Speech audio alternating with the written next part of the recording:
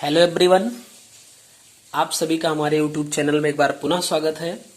हम लोग UP PGT और जीआईसी लेक्चरर के लिए प्रीवियस ईयर क्वेश्चन को कर रहे हैं। तो जीआईसी लेक्चरर का जो प्रीवियस ईयर 2010 का पेपर है उसमें हम लोगों ने 10 क्वेश्चन कंप्लीट किया था। आज क्वेश्चन नंबर 11 से स्टार्ट करना है। तो चलिए स्टार्ट करते हैं। क्वेश्चन नंबर 11 क्या है आपको देख सकते हैं। क्वेश्चन नंबर 11 है एसीटोन सोज। ऑप्शन फर्स्ट, ऑप्शन सेकंड, यानी 4 ऑप्शन दिया है। ये है कि यानी एसीटोन किस टाइप का ट्रांजिशन शो करता है। तो अब देखिए इसको हमें देखना है। तो सबसे पहले ये क्वेश्चन नंबर 11 है। आप देखिए, अगर हम एक ग्राफ बनाना चाहें छोटा सा ट्रांजिशन का, तो इसको हम कह सकते हैं ये है सिग्मा। इससे थोड़ा सा ऊपर हम कह सकते हैं पाई, और एनर्जी लेवल में थोड़ा सा ऊपर कर दें तो ये हो जाएगा हमारा नॉन बॉन्डेड इलेक्ट्रॉन। ठीक है, और फिर ऊपर चलेंगे तो एंटी बॉन्डिंग इलेक्ट्रॉन मिल जाएगा, जिसको हम कहेंगे पाई एंड देन सिग्मा। इसको पाई स्टार कर लीजिए, इसको सिग्मा स्टार कर लीजिए। ठीक है, ये बॉन्डिंग इलेक्ट्रॉन को यानी बॉन्डिंग एनर्जी लेवल को रिप्रेजेंट करेगा, और ये एंटी बॉन्डिंग के एनर्जी लेवल को रिप्रेजेंट करेगा। कोई दिक्कत नहीं होनी चाहिए। अब देखिए, अगर आप बात करें सेचुरेटेड हाइड्रोकार्बन की या सेचुरेटेड कंपाउंड की, ठीक है, तो सेचुरेटेड कंपाउंड में केवल और केवल सिग्मा बॉन्ड होता है। कोई भी सेचुरेटेड आप कंपाउंड ले लो, उसमें सिग्मा बॉन्ड होगा। यानी कि उसमें अगर सिग्मा बॉन्ड है तो केवल एक टाइप का ट्रांजिशन होगा, सिग्मा टू सिग्मा स्टार, यानी sigma to sigma star transition होगा। ठीक है ना। अब चलिए दूसरे पे चलते हैं। अगर कंपाउंड आपके पास जो है वो अनसेचुरेटेड है,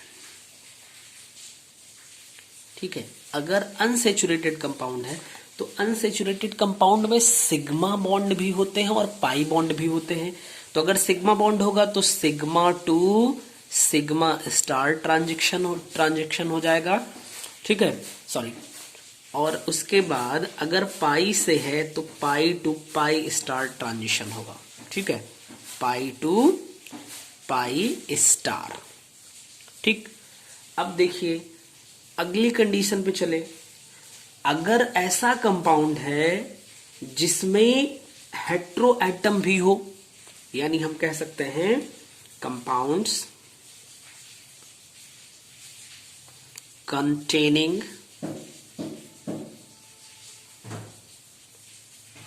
hetero atom with lone pairs, यानी हेट्रो एटम है उसमें लोन पेयर है। तो आप समझिए, यानी लोन पेयर का मतलब नॉन बॉन्डेड इलेक्ट्रॉन। ठीक है, तो non bonded to pi transition होगा और सिग्मा टू सिग्मा स्टार। और एसीटोन, भाई साहब आप देखिए, एसीटोन का मतलब होता है CH3 C double bond O single bond CH3। तो अब आप बताइए कि इसमें कौन सा हो सकता है। सिग्मा बॉन्ड है तो भैया sigma to sigma star transition तो होना ही होना है। ठीक है, अच्छा यहाँ पे सिग्मा से ये पाई हमें लिखना चाहिए था। ठीक है, पाई टू पाई बॉन्ड ट्रांजिशन भी होगा, और नॉन बॉन्डिंग टू, ये पाई बॉन्ड है, यहाँ पे डबल बॉन्ड है तो एक सिग्मा एक पाई, इसका मतलब पाई टू पाई होगा। इसके पास लोन पेयर इलेक्ट्रॉन भी है तो इसका मतलब non bonded to pi star transition हो जाएगा। तो आप देख सकते हैं ऑप्शन में इसका जो डी है वो सही आंसर हो जाएगा। चलिए नेक्स्ट क्वेश्चन पे चलते हैं। नेक्स्ट क्वेश्चन कह रहा है which one of the following compounds has highest B max CO, यानी कि बी मैक्स CO की वैल्यू किस कंपाउंड के लिए सबसे मैक्सिमम है। तो आप 4 ऑप्शन दिए हुए हैं, चारों ऑप्शन को ध्यान से देखिए। तो ये आपका रेजोनेंस पे बेस्ड क्वेश्चन है। तो एक बात समझिए, यहां से रिलेटेड जो फैक्ट है वो ये है कि अगर रिजोनेंस जो होता है उसकी वैल्यू डिक्रीज करेगी, ठीक है, आई एम सॉरी, डिक्रीज नहीं, इंक्रीज करेगी, तो बी मैक्स की वैल्यू जो है वो क्या हो जाएगी, डिक्रीज कर जाएगी। तो आप समझिए क्या है, the value of B max C double bond O decreases with resonance, ठीक है, यानी रेजोनेंस के साथ में इसकी वैल्यू क्या होती है, डिक्रीज करती है। तो अब इसका मतलब the lone pair of oxygen atom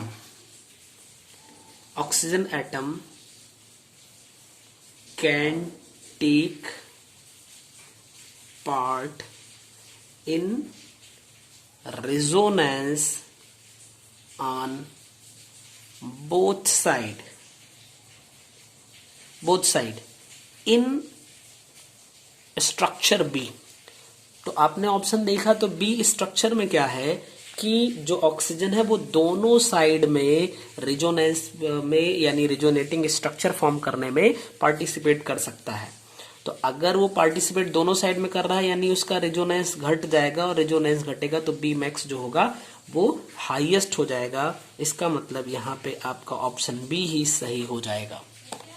चलिए क्वेश्चन नंबर 12 पे पहुंचते हैं। ये क्वेश्चन नंबर 12 ही था, क्वेश्चन नंबर 13 पे पहुंचते हैं। क्वेश्चन नंबर 13 कह रहा है कंसीडर द फॉलोइंग स्टेटमेंट्स। तो आप देखिए असर्शन लिखा हुआ है orthofluorobenzoic acid is less acidic than orthochlorobenzoic acid, और रीजन इसका लिखा है intramolecular hydrogen bonding in orthofluorobenzoic acid decreases acidity. तो आप देखिए इस क्वेश्चन को अगर आप देखिए तो एक है आपके पास आर्थोफ्लोरोबेंजोइक एसिड और एक है आपके पास आर्थोक्लोरोबेंजोइक एसिड। एक क्लोरो है एक फ्लोरो है।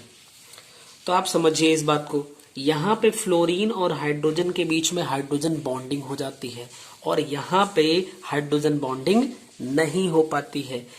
जब एक ही मॉलिक्यूल के दो एटम के बिटवीन में हाइड्रोजन बॉन्डिंग का फॉर्मेशन होता है तब उसको हम बोलते हैं इंट्रामॉलिक्यूलर हाइड्रोजन बॉन्डिंग, यानी हम इसको बोलेंगे इंट्रामॉलिक्यूलर हाइड्रोजन बॉन्डिंग। ठीक है, इंट्रामॉलिक्यूलर हाइड्रोजन बॉन्डिंग बोलेंगे।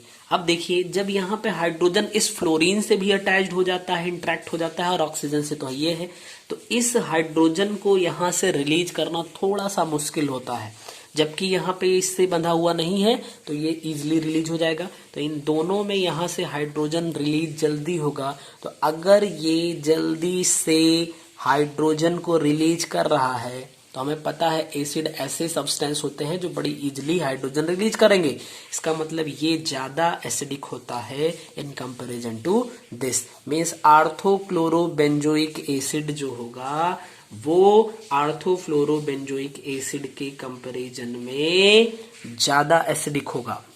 ठीक, तो पहला स्टेटमेंट यानी असर्शन जो है वो सही लग रहा है। दूसरे पे देखिए रीजन क्या लिखा है। ऐसा होता क्या है भैया, बिल्कुल ये इंट्रामॉलिक्यूलर बॉन्डिंग की वजह से ही ऐसा होता है, तो इसका रीजन भी सही है। तो इसके दोनों फैक्टर सही हो रहे हैं, यानी ऑप्शन ए आपका बिल्कुल सही होगा। तो उम्मीद है कि आपको ये क्वेश्चन 13 भी समझ में आया होगा। चलिए नेक्स्ट क्वेश्चन पे चलते हैं। क्वेश्चन नंबर 14 कह रहा है consider the following statements. Option A है मेसोटार्टेरिक एसिड इज डिसेमेट्रिक। दूसरा ऑप्शन है D sucrose are always dextrorotatory. Next option है geometrical isomerism shows diastereo isomerism, और नेक्स्ट है enantiomers are always optically active. तो चलिए इसको देखते हैं हम। आपको टार्टरिक एसिड, वो भी मीजो टार्टरिक एसिड, सबसे पहली बात आ जाए, मीजो टार्टरिक एसिड। तो सबसे पहली बात, जो मीजो टार्टरिक एसिड होती है ये ऑप्टिकली इनएक्टिव होती है, ऑप्टिकली इनएक्टिव होती है। और दूसरी बात, इसमें एसिमेट्रिकल कार्बन प्रेजेंट होता है। अब कहेंगे कैसे, तो देखिए इसका अगर आप स्ट्रक्चर देखिए टार्टरिक एसिड का, तो यहां पे OH कर दीजिए, COOH, COOH, OH, H।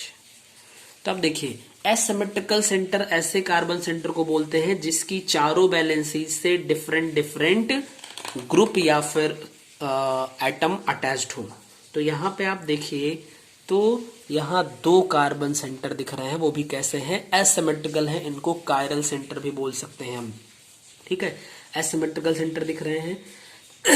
अब देखिए इसकी वजह से जो होगा वो डी फॉर्म ऑब्टेन होगा, तो इसकी वजह से L, और अगर इसकी वजह से L होगा तो इसकी वजह से डी फॉर्म होगा, यानी कि दोनों अपोजिट रोटेशन दिखाएंगे, इसलिए एक दूसरे के रोटेशन को कैंसिल कर देते हैं, इसीलिए ये ऑप्टिकली इनएक्टिव हो जाता है। आई होप कि आपको समझ में आया होगा, ठीक है।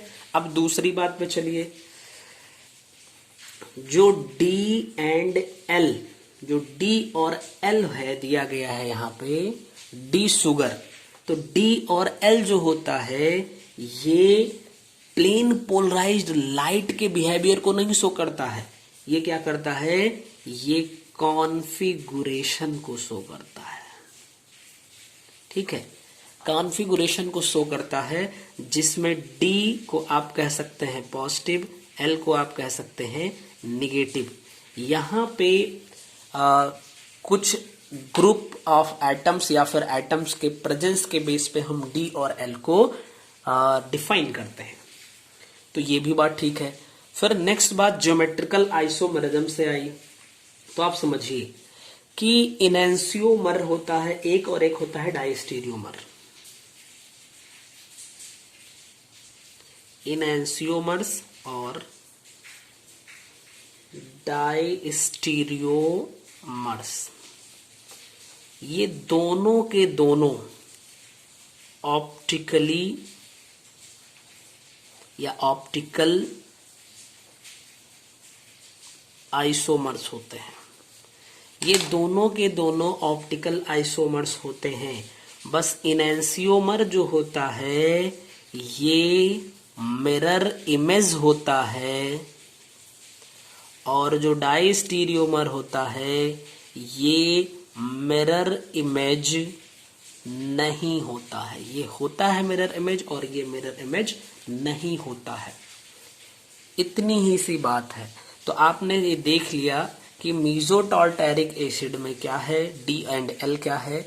अब पहला देखिए, मीजो टार्टरिक एसिड इज डिसिमेट्रिक, ना भैया डिसिमेट्रिक कहाँ होता है, इसमें तो एसिमेट्रिक सेंटर दिख रहा है, तो पहला स्टेटमेंट गलत हो गया। दूसरा है D sugars are always dextro rotatory, नहीं, रोटेटरी नहीं होता है, यहाँ पे डेक्स्ट्रो फॉर राइट होता है एंड लीबो फॉर होता है लेफ्ट। यहाँ पे डेक्स्ट्रो रोटेटरी और लीबो रोटेटरी नहीं देखा जाता है शुगर में। फिर देखिए geometrical isomers are geometrical isomers shows diastereoisomerism, ठीक है। एनैंसियोमर्स ऑलवेज ऑप्टिकली एक्टिव, वो भी देख लिया। यानी कि तीसरा और चौथा ये 2 स्टेटमेंट सही हो रहा है, पहला दूसरा 2 स्टेटमेंट इसमें गलत है।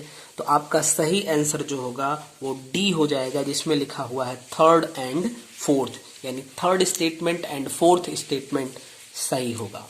नेक्स्ट क्वेश्चन पे चलते हैं। क्वेश्चन नंबर 15 है, which one of the following is correctly matched. तो देखिए यहाँ पे average molecular velocity, rate of diffusion of gases, root mean square velocity and most probable velocity given है। तो अगर आप यहां से देखिए तो जो मोस्ट प्रोबेबल वेलोसिटी होती है उसको हम रिप्रेजेंट करते हैं √2RT/m से। फिर उसके बाद दूसरे ले लीजिए तो हो जाएगा रूट मीन स्क्वायर वेलोसिटी, चाहे इसको आप BRMS भी कह सकते हैं। तो ये होता है √3RT/m, यहाँ पे 2RT/m, यहाँ पे 3RT/m। और फिर आता है V एवरेज, तो जो एवरेज वेलोसिटी होती है वो 8RT/m होता है। तो आपका क्वेश्चन तो यहीं पे खत्म हो गया। यहाँ पे आप चेक कर लीजिए, एवरेज मॉलिक्यूलर वेलोसिटी 3RT/m दे दिया, ठीक है, एवरेज मॉलिक्यूलर 3RT/m दे दिया, ये गलत है। उसके बाद इसने दिया रूट मीन स्क्वायर वेलोसिटी और 8RT/m, ये भी गलत हुआ। मोस्ट प्रोबेबल वेलोसिटी ये आपका 2RT/m है, तो ये इसने सही दिया, ये सही है। इसमें थोड़ा सा आगे चलते हैं। कभी कभी क्या होता है, मोस्ट प्रोबेबल वेलोसिटी और एवरेज वेलोसिटी और रूट मीन स्क्वायर वेलोसिटी में रिलेशन पूछ लेता है। तो जब आप उससे रिलेशन पूछ ले तो आप क्या करिए, यहाँ पे देखिए मोस्ट प्रोबेबल वेलोसिटी ये है तो √2RT/m करिए, और उसके बाद यहाँ पे एवरेज है तो √8RT/m कर दीजिए, और यहाँ पे कर दीजिए √3RT/m। इसको सॉल्व करेंगे तो देखिए RT/m सब जगह से कैंसिल होगा।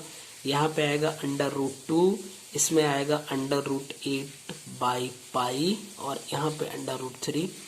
इसको थोड़ा सा आप सॉल्व करेंगे तो 1:1.2 एंड 1.2, तो यहाँ नियरली सेम दिख जा रहा है। तो इसको थोड़ा सा और करिए तो ये 3 आ जाएगा, ये 2 आ जाता है, तो 2 डिजिट तक कर लीजिए। तो यहां से साफ साफ देखने को मिलेगा, एक रिलेशन तो ये हो गया, दूसरा रिलेशन ये हो सकता है कि इसमें सबसे छोटा होता है मोस्ट प्रोबेबल वेलोसिटी, इससे थोड़ा सा बड़ा हो जाएगा आपका BRMS और सबसे बड़ा होगा B एवरेज वेलोसिटी, ठीक है। B एवरेज वेलोसिटी आपकी, इन्हें कुछ गड़बड़ हो गया शायद, ये एवरेज होना चाहिए और यहाँ पे RMS होना चाहिए, सबसे बड़ी आपकी BRMS वेलोसिटी हो जाएगी। तो ये थोड़ा सा एक्स्ट्रा में भी आप देख सकते हैं, कभी कभी यहाँ से भी क्वेश्चन पूछा जाता है और पूछा भी गया है। चलिए नेक्स्ट क्वेश्चन पे चलेंगे। क्वेश्चन नंबर 16 देखेंगे क्या है। Which one of the following salts has same Van-'t-Hoff factor as that K4FeCN whole 6? तो देखिए K4FeCN whole 6, इसके पास पहुंचते हैं। इसको हम क्या करेंगे ना, स्प्लिट करेंगे, यानी इसका आयोनाइजेशन कर देंगे। तो हम आयोनाइजेशन करेंगे तो हमें मिलेगा 4K+ एंड FeCN whole 6, इस पे 4-, यानी कि टोटल हमें इसका 1 आयन मिल गया और 4 आयन यहाँ पे। तो टोटल जो नंबर ऑफ आयन्स हो गए उसको हम कह सकते हैं यहाँ पे 5 हो गए।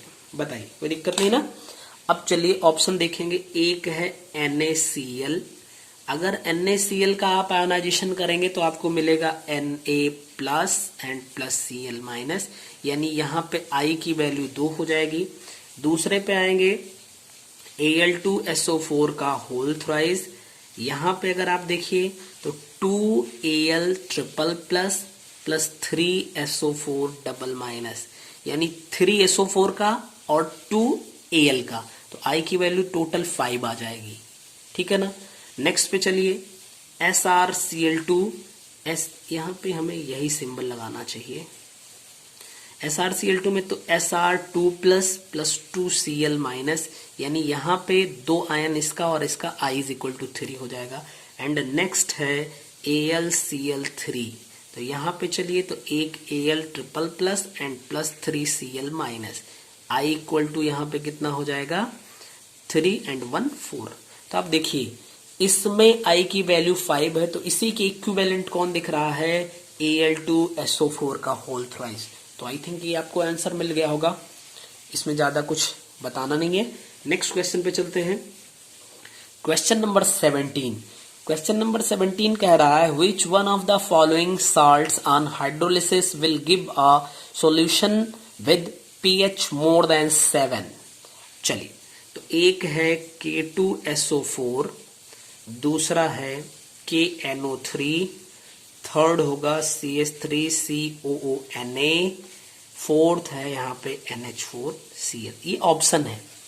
अब इसको हम लोग सॉल्व करेंगे। कह रहा है इसका हाइड्रोलिसिस करवा दो। हाइड्रोलिसिस का मतलब इसमें वाटर मिला दो या इसको वाटर में मिला दो, बात तो दोनों एक ही है, ठीक है। और अगर आप यहाँ पे देखेंगे तो अब होगा क्या, ये इससे रिएक्शन करेगा तो बनाएगा KOH and plus H2SO4। Reaction balance करने की कोई जरूरत नहीं है, मगर अगर आप करना चाहते हैं तो ऐसे कर लीजिए। यहाँ पे देखिए KOH एंड प्लस HNO3, इसमें देखिए तो ये OH जो है इसके साथ जाएगा, H इसके साथ, यानी कि यहाँ पे आएगा NaOH एंड प्लस CH3COOH। यहाँ पे देखिए तो एक NH4OH हो जाएगा, NH4OH एंड प्लस HCl हो जाएगा। आप देखो ये बफर सॉल्यूशन टाइप का बन गया। स्ट्रॉन्ग बेस है और स्ट्रॉन्ग एसिड है। यहाँ पे स्ट्रॉन्ग एसिड स्ट्रॉन्ग बेस, जो आपका सॉल्यूशन होगा वो नियरली न्यूट्रल हो जाएगा। Strong base strong acid neutral, तो ये दोनों तो आपके न्यूट्रल कैटेगरी में चले जाएंगे।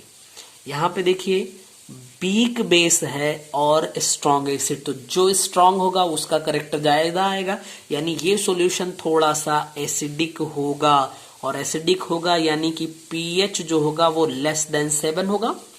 यहाँ पे न्यूट्रल में pH इक्वल टू 7 होगा। इसमें देखिए स्ट्रॉन्ग बेस है और वीक एसिड है, तो स्ट्रॉन्ग का करेक्टर आएगा, यानी कि बेसिक करेक्टर। बेसिक करेक्टर अगर आया तो इसका मतलब जो pH है ये ग्रेटर देन 7 है। क्वेश्चन में भी पूछा गया था किसमें जो pH होगा वो ग्रेटर देन 7 होगा, तो आपका सही आंसर होगा CH3COONA। तो आई होप कि ये क्लियर होगा। नेक्स्ट चलते हैं क्वेश्चन नंबर 18। क्वेश्चन नंबर 18 में लिखा है यूटेक्टिक पॉइंट, मैच करवाना है इसको, ठीक है। Which one of the following is correctly matched, तो यूटेक्टिक पॉइंट और उसके बाद गोल्ड नंबर सेकंड पे है, फिर है बफर सॉल्यूशन एंड फिर हिटॉर्फ्स अपरेटस। तो चलिए देखते हैं अभी सही वाला क्या है। हिटॉर्फ ऑपरेटस आपने याद किया होगा, पिछले किसी क्वेश्चन में आया था, वहां पे मैंने आपको बताया था हिटॉर्फ नंबर या ट्रांसपोर्ट नंबर, ठीक है। तो ये इसकी यानी हिटॉर्फ ऑपरेटस जो होता है, हिटॉर्फ साइंटिस्ट थे, तो इनके ऑपरेटस से हमें क्या मिला था, ट्रांसपोर्ट नंबर। तो इसकी हेल्प से ट्रांसपोर्ट नंबर का मेजरमेंट किया जाता है। बफर सॉल्यूशन, ये क्वेश्चन भी बफर का ही था, ये बफर सॉल्यूशन से, तो यहां पे हेंडरसन का इक्वेशन इससे रिलेटेड है। गोल्ड नंबर इसको किसने बताया था, जिगमोंडी मोशन भी बोलते हैं, आपको याद होगा, तो क्या बोलेंगे, जिगमोंडी, इससे रिलेटेड है। यूटेक्टिक पॉइंट जो होता है ये आपका फेज रूल से रिलेटेड है। तो इसने कह दिया यूटेक्टिक पॉइंट ट्रांसपोर्ट नंबर, गलत है। गोल्ड नंबर जिगमोंडी, यही इसने सही मैच किया है, बाकी गलत है। तो आई होप कि आपको सारे क्वेश्चन बहुत अच्छे से समझ में आ गए होंगे, और फिर नेक्स्ट क्वेश्चन से हम लोग अगले वीडियो में बात करेंगे। तब तक आप सभी लोग स्वस्थ रहिए और खूब अच्छे से मेहनत करके पढ़ाई करते रहिए। अभी ज्यादा टाइम नहीं बचा है, आप अपने मैक्सिमम टाइम को सिलेबस कवर करने में लगाइए और कभी कभार यानी कि कुछ टाइम निकाल के आप प्रीवियस ईयर क्वेश्चन की वीडियोस को देख सकते हैं, जहां से आपको अच्छे से समझ में आए वहां से। ठीक है, यदि आप हमारे चैनल पे हैं तो आई होप कि आपको समझ में आ रहा होगा अच्छे से, और अगर कोई दिक्कत है तो आप कमेंट करके पूछ सकते हैं और मैं पूरी कोशिश करूंगा कि उसका जल्दी से जल्दी आपको सटीक जवाब मिल सके। Thank you.